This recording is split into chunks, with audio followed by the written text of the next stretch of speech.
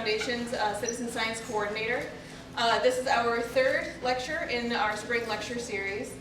Today we have with us Theo. She's the Executive Director for the Biscayne Nature Center. We're very lucky to have her come and talk to us about 50 years of environmental education on Key Biscayne. Quick note, if you have a cell phone, please turn it to silent. If you really need to take a call, just go out in the hallway for that. And any Key Challenge students, make sure you sign in. I have a sign-up sheet in the back, the one that says Key Challenge, because there's another one that's for emails for anybody that wants to be notified about future lectures. And with that, I will hand it off to you, Theo. Okay, thank you. First, I would like to thank the Key Biscayne Community Foundation for hosting this lecture series and actually starting the Citizen Scientist program here on Key Biscayne. Truly remarkable work that they do, the water testing, just keeping everyone alert on what's going on, and educating some of these younger folks that are here tonight. So it's hard to believe that it's been 50 years since Mabel Miller, who was a Key Biscayne resident, and I don't know, and how many people in here knew Mabel? A few, fabulous. So hopefully it'll bring you down memory lane of what Mabel did. But this is kind of the quote that's on the Biscayne Nature Center building right now, and Marjorie Stoneman Douglas is quoted with it. But this is why Mabel and Marjorie started the Biscayne Nature Center. And it was called the Biscayne Nature Center from the very beginning. And when Marjorie turned 100 and being so involved in it, they honored her by putting her name in front of the Biscayne Nature Center. But when Mabel and Marjorie went to forces to make this happen, this was the quote. And I'll read it, and maybe everyone just take a moment and think about it. Whatever the universe is, I believe it is all one. And this fragile shoreline, with its mangroves, coastal hammocks, and ancient reef, is a precious part of very little that still survives of our unique environment. If you think about that, there were no condos, there were no houses, it was a barren barrier island. And just two sentences on a barrier island, that was formed by shifting sands coming from North Carolina and up north, hundreds and hundreds of years ago. So that's what makes a barrier island. And Joni Gilblank, who's here tonight, she has a beautiful exhibit about shifting sands. And that's how I always remember how Key Biscayne was formed. So keep that in your mind. It's a short little way of remembering it, and I think it's a good way. Here she is. God bless her, Mabel Miller. In her glory. Remember, she always braided her hair, had two little pigtails, and anytime you saw her, she had some living thing, whether it be a plant, a marine creature, an ant, a spider. She would come up to you and she'd want to tell you all about it. All of you who knew her, is that not correct? Yes. She was just a bundle of fun, and she wanted everyone to learn everything about the environment because she just loved it so much. Behind her is a portrait of Marjorie, so it's very ironic that we captured this picture many years ago and the two of them are in the frame together. Mabel used to go over and visit Marjorie, and for those of you who knew Mabel, her middle name, or her maiden name, was Fentress. And when she would go over and visit Marjorie, Marjorie would say, "Fentress, tell me everything you've been doing," you know. And when I would go over to visit Marjorie, I'd say, "Mabel said," and she goes, "Who's Mabel?" You know. And I'd say, "Fentress." "Oh, Fentress, yes, I was."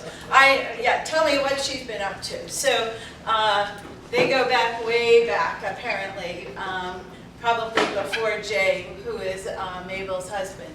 So here's Mabel behind where the Nature Center is now, and again, out exploring. And Mabel was an elementary school teacher at Kenlock Park Elementary, which is out by the airport. Flagler Street and Lejeune Road. And she had a coworker, Charlie Morrison, and the two of them decided that it was very hard to teach science and nature in the classroom. And Mabel lived out here on Key Biscayne, and this is back in 1969, so 50 years from today. That's a long time ago. And we all know that 50 years ago, Key Biscayne looked a lot different, right? So Mabel, the wilderness could have been on any particular corner. It didn't have to be behind the Nature Center. Mabel went to Marjorie and said, what do you think of this idea that we put kids on a bus and we bring them over to Crandon Park, and because Mabel was familiar with Crandon Park, and we let them smell it and touch it, and we can, you know, walk through the hammock, and they could get their feet wet, and then we could walk to the mangroves. You know, there would be no going home once Mabel had you walking, which if you ever went on a walk with Mabel, until it got dark, she wasn't calling it quits. Marjorie thought it was a good idea, and they went to the school system and they said, let us do this as a summer project. And the school system said, no, we have no money. And Mabel said, well, we don't want any money. We just want to do it. We're going to get a couple of kids and we're going to test to see how it works. And the school system said no, and it went back and forth. Finally, they allowed them to do it. And it went for like a 6-week summer camp. And so her little project of taking children out to Crandon Park started the summer of 1969. And it stayed a summer program for 2 years. So in 1971, Mabel and Charlie were just having a heyday with, you know, what to do with the kids and what should we show them next. So it was really quite an exciting program for the kids that they went back to the school system and asked, could we make it a year-round program? So their dream was to have every 6th grade student in all of Dade County come out to their program and learn about what's in their own backyard. Marjorie thought it was so important that the children are the next generation, and if we don't teach them or help them understand about the environment, there'll be nothing left. So that's kind of the premise behind it. She also thought that if they did touch it, smell it, feel it, you didn't have to say anything. They could just walk the trails, they could walk with their feet in the water, and they would just love it instantly. The other thing is, a lot of us don't take for granted, is that so many children in Miami-Dade County don't even know the ocean is in Miami. They live in Liberty City, Overtown, which is less than 5 miles from here. And we have the children come now. This is happening in 2019. When they come over the Key Biscayne Bridge, they're like, I love riding the bus just to hear the kids, the awe in their voices. So what you and I take for granted, just average Miami-Dade County residents never come over and see the beach I always ask, so what 2 bodies of water have you seen today? And they say the Atlantic and the Pacific.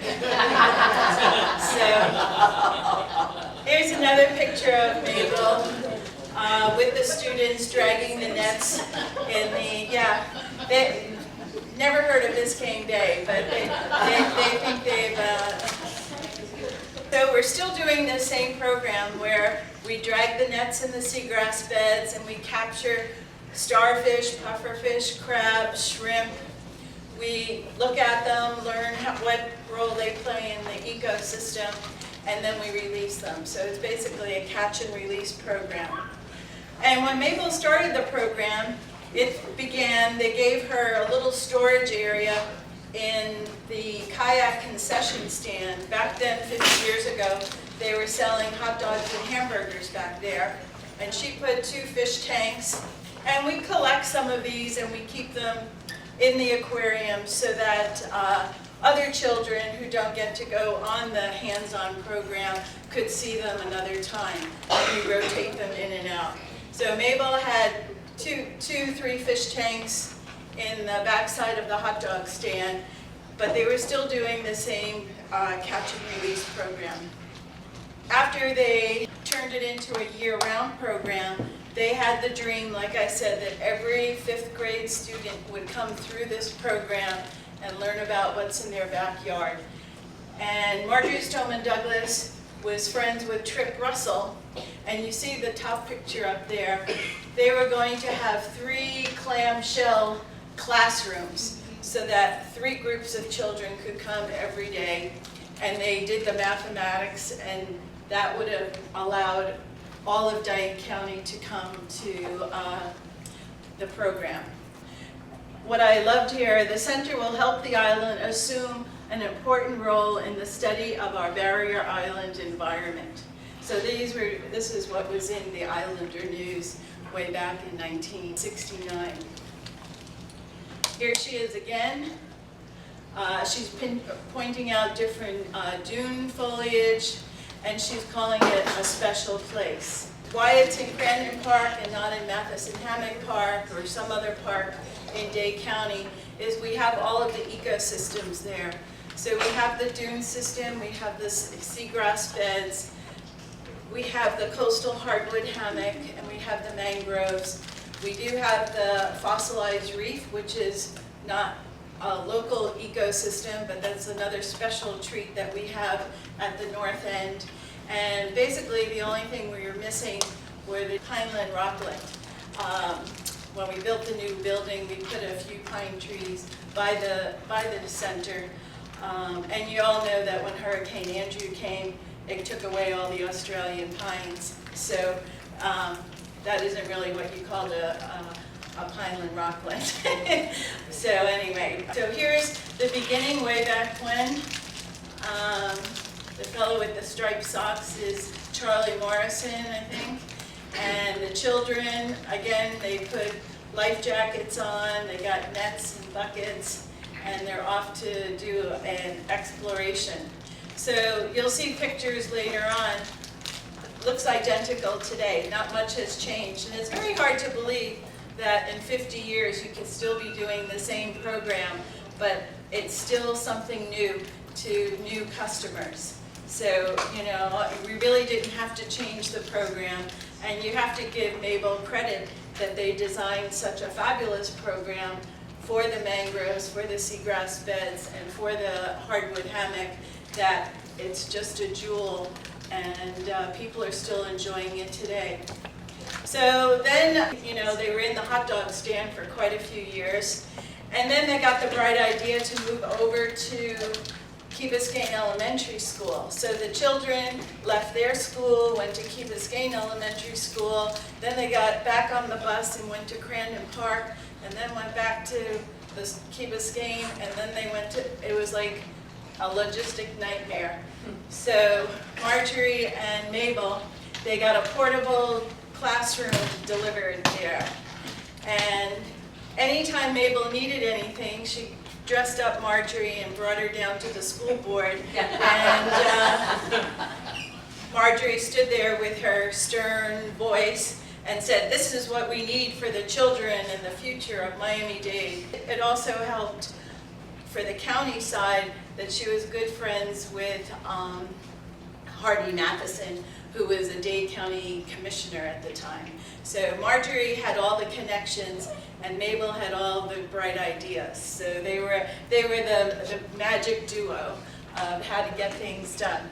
So this portable trailer was delivered. Remember, instead of adding on to schools with real buildings, I know when my boys were little, they just brought in 47 portables with air conditioning, and that was meant to be sufficient. I don't know who came up with that idea. But anyway, so this trailer was delivered in 1985. Now at that time, Marjorie was 95 years old. I don't know how old Mabel was, I didn't do the math, but Mabel was probably in her 50s or something like that at that time. And Marjorie said, Mabel, I can't do this much longer. How long do you think, I'm not going to live forever. So Marjorie went home with the idea, I'm going to start a not-for-profit group because you need the community behind this project. I can't be one person standing in the microphone, whether it be at the county, the school level, the state level, whatever. So Marjorie went home and she formed the not-for-profit group called the Biscayne Nature Center. So that's how the name got, and she got 10 of her best friends, her dentist, her lawyer, Betty, I think Betty said, or I was on, I don't think you were on the original board, but Betty was on the board when, so with that, they decided they now need a permanent building. They now have their own building, but they need a permanent building, and that's when they actually got Trip Russell, who is a local architect and a friend of Marjorie, to come up with the plan. And here it is, you can see that's 1986, Progress on the Nature Center, and by Linda Thornton. Remember when she used to write for the Islander News? So anyway, so now they had big ideas. They're now partners with the school system and the county. And now they brought in a third partner, which is the not-for-profit group. And when they did that, apparently there's a big grant from Tallahassee that you can apply for called PICO funds. And that's called Public Education Community Outlay. So you have to have the public and you have to have the community, meaning a not-for-profit that's not legislative, is not an elected body of organization. They applied for the funding and they got $1.8 million. And it was, wow, can you imagine? The two ladies, and this was the design that they had submitted at the time. So they predicted it would cost $4 million to build this. We didn't have showers or anything, so we used to stand the children in a line and just hose them down. And there's Mabel up on the top porch there. She's orchestrating the hose down. But I mean, we were still doing this up until the year 2000 when the new building opened. We were keeping the life jackets in the closet of the 1947 bathroom, and lots of times you would open the closet door and 3 rats would run, out, and and we would hose the children down when they came back from the water. Here's some inner city kids. Look at them, they all have cameras, but certainly all interested in what they're seeing and what they're looking at. One has a sea urchin in his hand, and I can just imagine what they're, but in amazement, right? They've got total attention. In 1976, those of you who lived on Key Biscayne, the county was thinking about putting a water theme park at the north end of Crandon Park, very close to the Bear Cut Bridge. And Mabel and Marjorie went to Tallahassee because Marjorie always had the governor's office on quick dial next to her easy chair. She used to have one of those phones with the buttons that were about 2 inches big. You remember those? And she would get the governor on the phone. So they had, because Mabel did not want the trees to be cut down, nor did Marjorie, and I'm sure many others didn't want them either. But in 1976, they had the 165 acres from the Nature Center all the way to the Bear Cut Bridge declared an environmental study area. So that put Bill Byrd and Miami-Dade County out of business in the sense that they weren't able to put the water theme park. And it was also kind of a dumping ground, because at that time I was dating my husband and would fly in, and there were, every once in a while there was like an old wash machine kind of like when you go up to Tennessee and you're on the roads and there's an old refrigerator or whatever. I'm sure some of you remember that. But so that cleaned up that whole area and has preserved it over all these years. And today, if you walk those trails, that's the little bike path that you're seeing there. It's like going back in time. I suggest that you all take the time to just go walk that. It's about a 20-minute walk one direction and a 20-minute walk back. Is it still designated a study area? I think so. Yeah, the county now calls it the Bear Cut Preserve. Okay. So you're not able to take anything out. Everything's to be left in its natural state, is how they're working it. And again, this is looking towards the village, but a lot of greenery. In honor of the former coconut plantation, there's a lot of coconut. And here you're looking over the dune system to the old lifeguard stations. Here is a man-made pond that's behind the Nature Center. Here's the fossilized reef that I was talking about. And if you take that 20-minute walk that I was just mentioning, you'll get to see this at low tide. So kind of plan your trip, because at high tide, it's underwater and you don't get to see it. Here's another view of it. And there's lots of little fish and tidal pools and sea anemones and lots of things to look at down there. Here's the mangroves again, which is opposite the fossil reef. So when you take that walk on the bike path, you're going to go right through the mangroves. So now you can see why, environmental education, or what we can show people here on Key Biscayne. There's an egg casing, sea star, a hermit crab. Uh-oh, now I have the pointer. There you go. We actually catch little seahorses, pipefish, little top hat. This is down at the fossil reef, so these are some of the fish that you'll see down at the fossil reef. The sea oats. So here's Marjorie. This is actually on site on her 100th birthday. Very tickled. She's there with Harvey Rubin, and they were doing a tree planting that basically in honor of like breaking ground after, look at her here with the little one.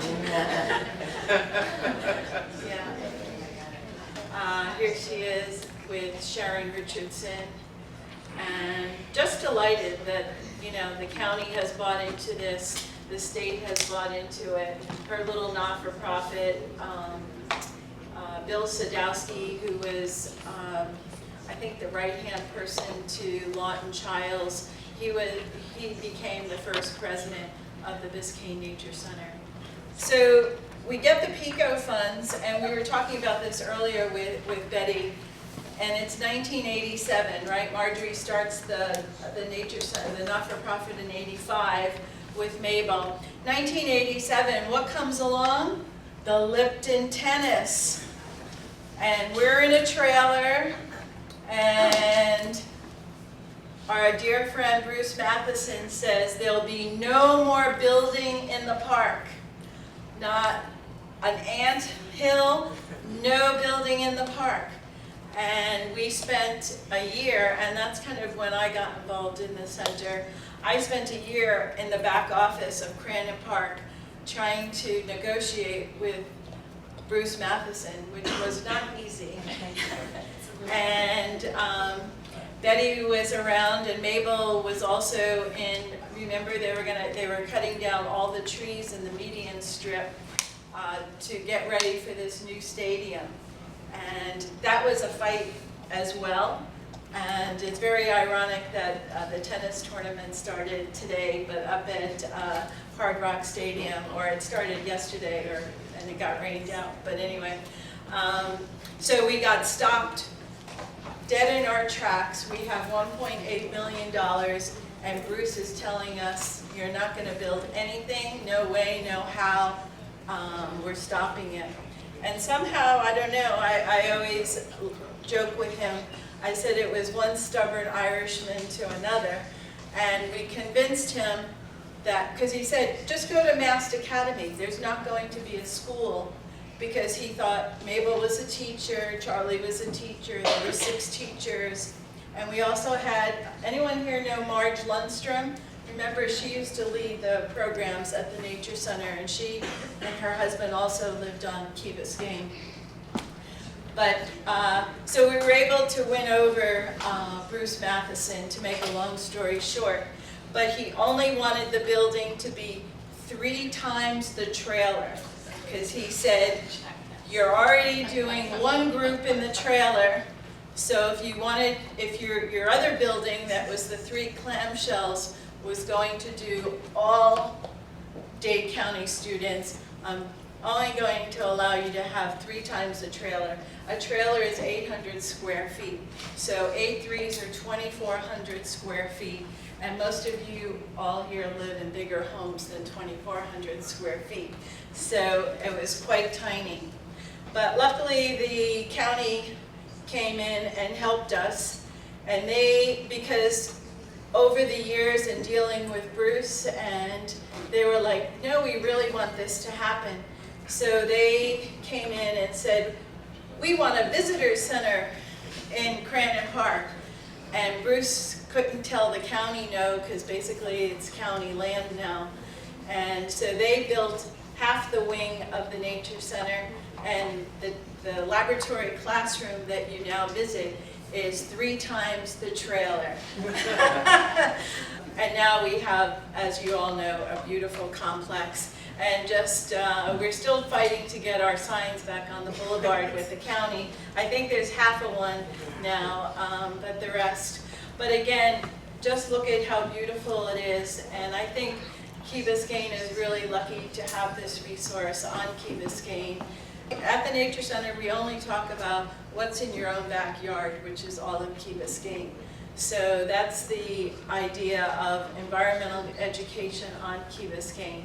Way back in '69, 50 years ago, there was still a lot of green space. There's Mabel at our grand opening again with Dr. Parker. Who would have thought that that downtown Miami would just be buildings and buildings and buildings and buildings back in 1969 or 1985 or 76 when they declared the 165 acres. So this is our laboratory classroom. It looks a lot like the trailer. I didn't put any pictures of what the inside of the trailer looks like. This is the gateway to the preserve. So we have 4 trails off the back of the building. These are kids now that come. We have 200 children a day. I meant to do the math. I don't know. Maybe you girls could do that for me. What is 200 children a day times 365 days times 50 years? And you come up with that number. But that's how many children have come to the Nature Center.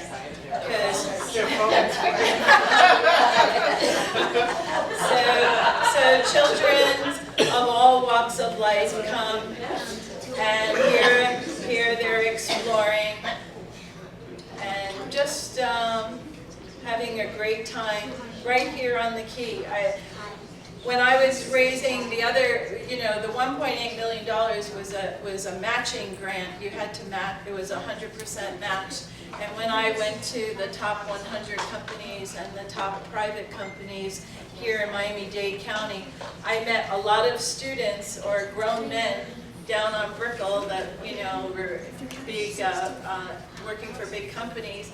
And when I had a little photo album, because again, this is before cell phones, before laptops and all of that. And I would show them the pictures and they'd say, oh, I did that. That was the best field trip I was ever on.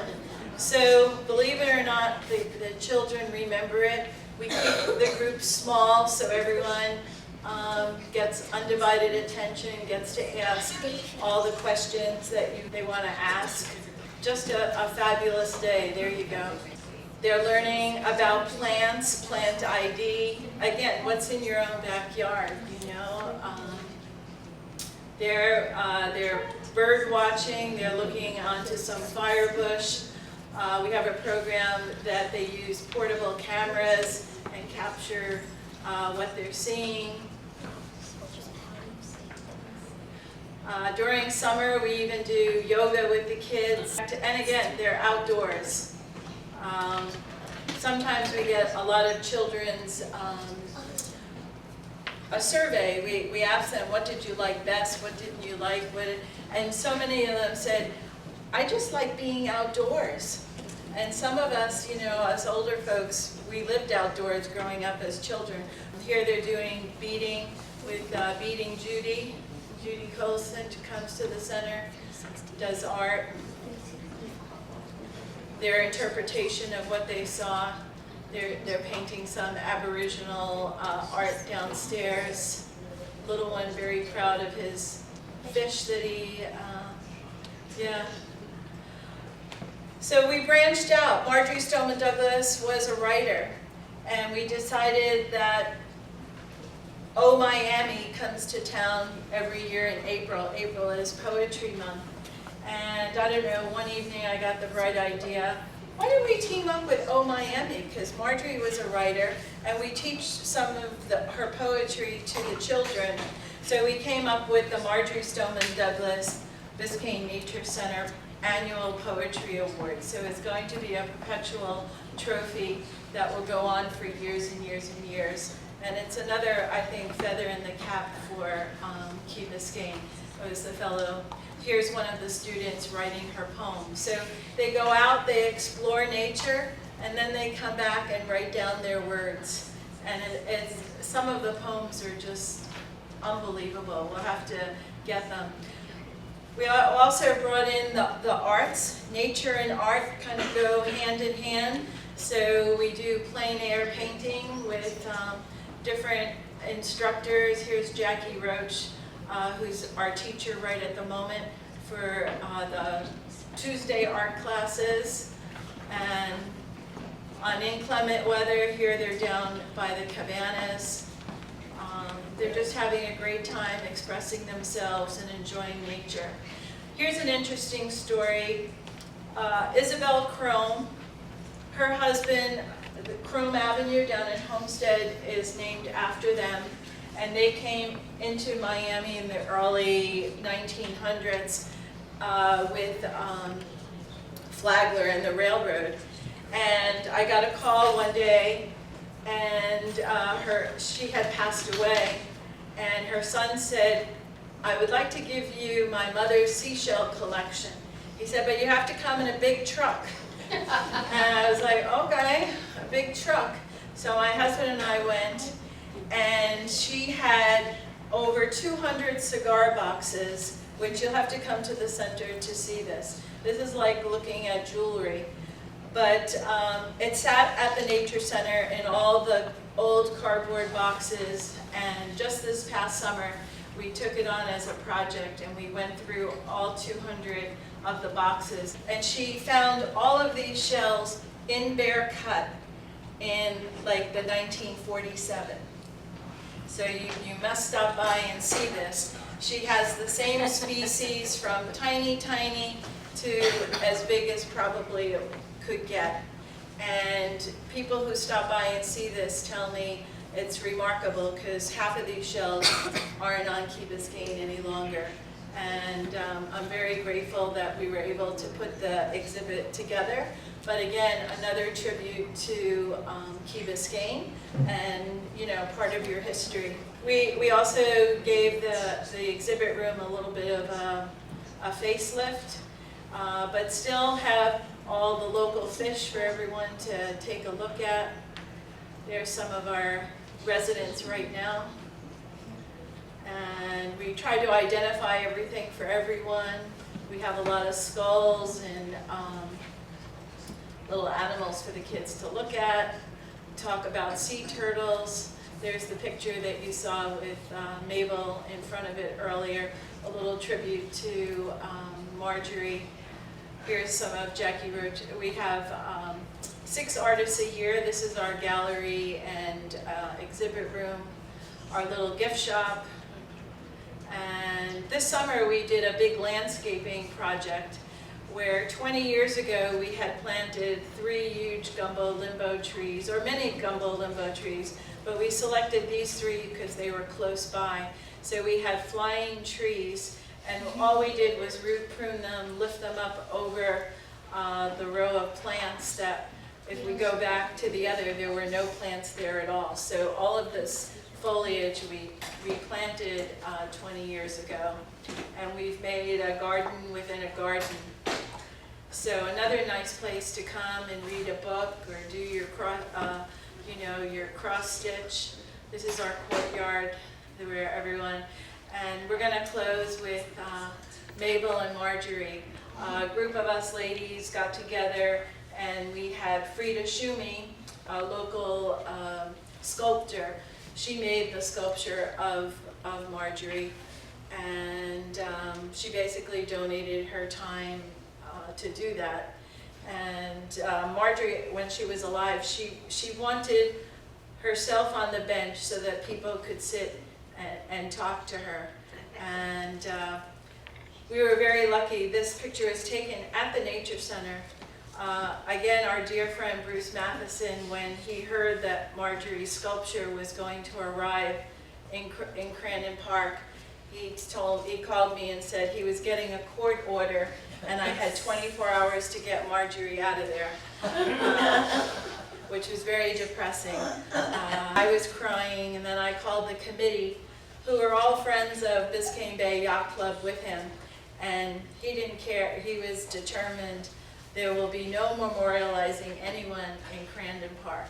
So I'm sad to say we will not be making a sculpture of Mabel, which would be very fun to do, but it can't be in Crandon Park. So if anyone has another idea of where we could go. Because, you know, after Mabel retired from Dade County Public Schools, those of you know she moved to Virginia Key. She was going to save Virginia Key. And she teamed up with the city of Miami. She wrote them a little plant book. She had trails. She helped design trails. They've actually named one of the trails after her over there. There's a very nice plaque that says Mabel Fentress Miller. So she was gung-ho that Virginia Key. And on days when we have too many children at the Nature Center, we actually take them over to Virginia Key. So Mabel gave us a good idea. They also have the seagrass beds and the mangroves. A little bit different because, again, the garbage dump is over there, so we're not quite sure. And again, we have that big issue about the water quality right now of Virginia Key, Key Biscayne, Miami Beach. So there's lots of things to get involved in. And I guess the biggest thing that we're trying to fight right at the moment is plastics at the, everywhere. I brought a little, there was an article 2 days ago in the New York Times, 88 pounds of plastic found inside a dead whale. Imagine 88 pounds. You girls don't even weigh 88 pounds. So just imagine how much plastic that is. So we really all need to get on the bandwagon about plastics. I myself, I live downtown along the river, and I shop at Publix, and I was just saying to a friend the other day, everything I buy is in some hard plastic container.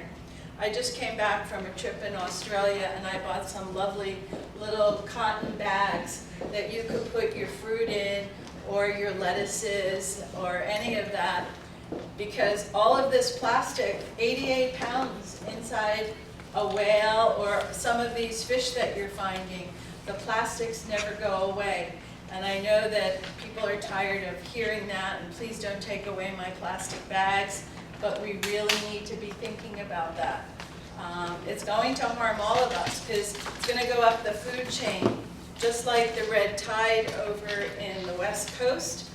The scientists were telling us first it killed it killed manatees, mammals, fish. Then the birds started to die, because what do the birds eat? The birds eat the fish, right? We eat the fish. So, it'll eventually go up the chain, and they'll find, I'm sure plastics is so carcinogenic, it's unbelievable. So you don't want to be eating those chemicals. So please stop by and visit us. I'm not here to preach to you tonight. I just wanted to give you some what a success story this was by a Key Biscayne resident who happened to know Marjorie Stoneman Douglas, and the two women together did a great thing, and it's a huge success. So with that, I saw you had a question. That in the center, the kids spend most time in the ocean and the beach, or with the plants? I would say it's 50-50. Probably more time out in the ocean because everybody likes to be playing in the water. Sometimes when you're walking through the hammock, there's lots of bugs and mosquitoes. So we try to, keep everyone happy and not get them eaten alive. Every month, in addition to school field trips, once a month we have a family seagrass adventure. So you can come with your friends and parents, and you can go out into the ocean and do the whole adventure where you drag the nets and you catch usually juvenile marine creatures. You learn about them and release them. And if you wanted to do a hammock walk, you could also arrange that. But once a month we do have a public program in the ocean. Right, and we advertise that in the Islander News, so you just keep an eye on the calendar in the back of the Islander News. And we do summer camp, we do the painting, we have lots going on, so check out our website. And in honor of Mabel, please come and walk the trail. If you don't do anything else, please walk the trail. You can become a member of the Nature Center, and all the membership money goes to bringing underprivileged children to the center. So we do give field trips during the year to inner city schools, Title I schools predominantly, and then during the summer we get a grant from the Michael Schultz Charitable Fund, and we get matching funds from the county, and we have 1 month of paying camp, and then we have 1 month of scholarship camp. And the inner city children just think they died and went to heaven. They could have thought they went to Fiji or someplace. For them to come 20 days over the bridge and spend from 9 to 5 with us, going in the water, we teach them to swim, we teach them to snorkel. They do all of those art projects that you saw. They're just unbelievable what they learn, and they cry at the end. They said, we'll never come back. And that's so sad, because we have to reach out to those communities and get them to be able to walk the trails and see nature and all of that. I'll tell you a quick good story. There was a grant on resiliency. How are we going to deal with the sea level rise and the floods and all of that? So we wrote a grant to bring some children from Overtown.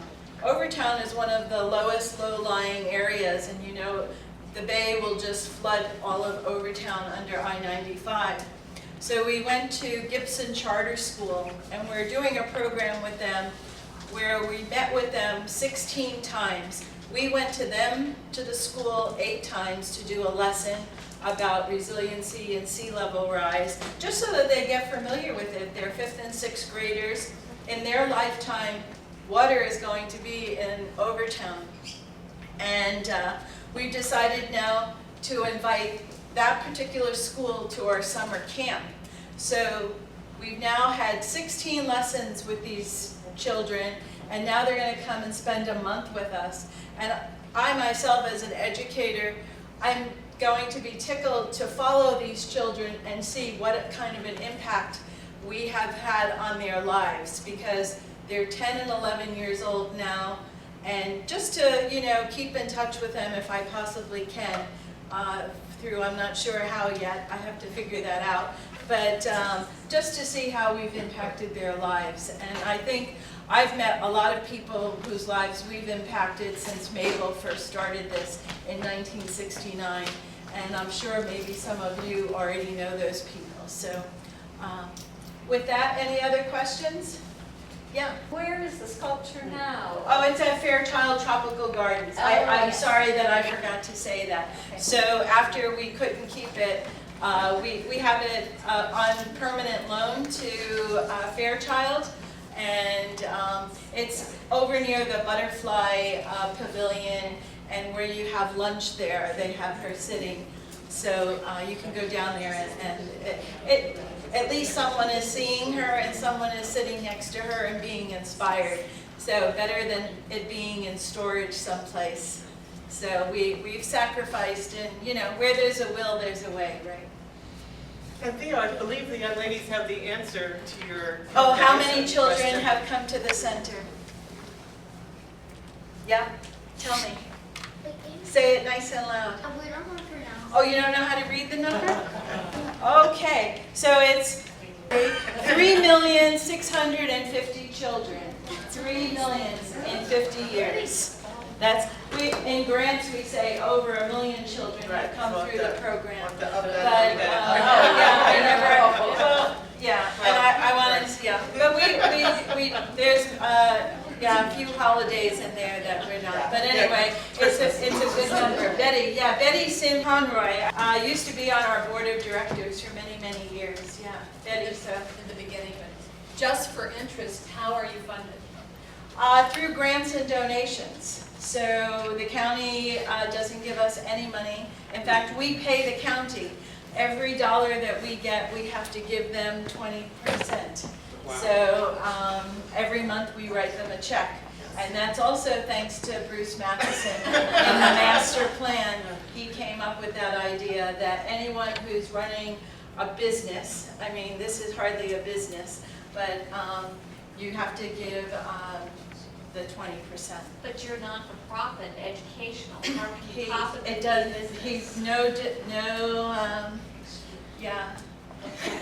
It's I unbelievable. think we should take Marjorie to his funeral.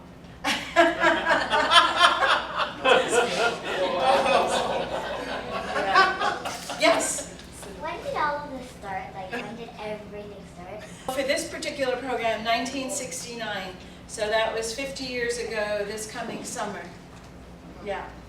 And this lady here was a teacher, and she started the whole thing. It was her idea to bring children to Crandon Park. Have you ever come to the center? Yeah. Yeah? She doesn't know. Yeah, Find out where they go Jody. to school. I have a question. I don't know whether you're going to be able to answer it or not. But do you realize what a grand tribute you have given tonight to both Marjorie and to Mabel, both of whom, as you know, we knew. And at the same time, it's a tribute to you. Because during this part of this 15 years, you have done such a wonderful job. Oh, thank you.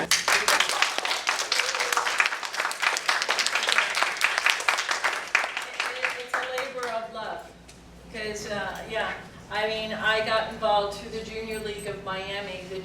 Marjorie was 85, in 1987, she came to the Junior League meeting in Coral Gables Congregational Church, I'll never forget, and she shuffled down the aisle, you know, and she got to the microphone and she said, "Ladies, I need your help. I want a nature center by the sea." And at that time, the league was doing, you know, the ballet on Miami Beach, and we were doing Black Tie Party, Miami Magic. So it was all these foo-foo things, and not really anything outdoors. And when Marjorie explained what the children would be doing, I was like, okay, I'm signing up for that. And that's how I got involved in it. So as a stay-at-home mother, as a Junior League project, and just giving them ideas on how they could help raise funds and go out and toe the end of the line. I would drive my boys to school and then go out to the center and help Marge Lundstrom, you know, hand out the nets and the life jackets and stuff like that. And and I'm still there, and I think that was 1987. So anyway, yeah, it's been a long haul, but an enjoyable one, and I invite you all to come and get involved with us, and it's an important thing to be involved in. And I have to say, I think Theo is probably one of the most underappreciated women in this area, because what she's done is amazing. I mean, she has to deal politically with the county, with the school board, Yeah, and the state too. yeah, the renovation we did was with the state, yes. So she has to juggle all these entities and, you know, keep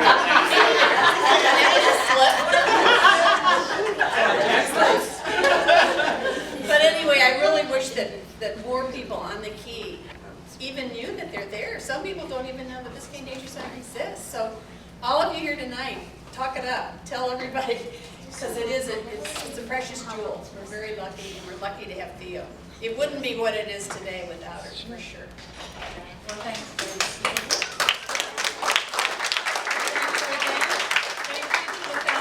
The foundation always looks out for us. They support a lot of our projects. And like I said, the Michael Schultz Charitable Fund comes through the foundation.